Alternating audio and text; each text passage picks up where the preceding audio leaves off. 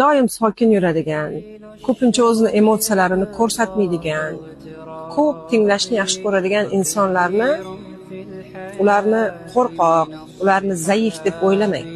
Faqatgina ular sabr kosasi sal chuqurroq insonlar. Bunday insonlar o'zini qanday ekanligini biladi.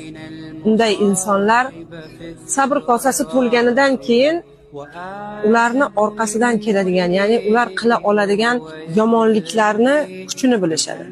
Shuning uchun ular o'zlarini bosgan holda, sokin saqlagan holda, sizga zarar bermaslik uchun o'zlarida donolik hislatini uyg'otishadi va shakllantirishadi.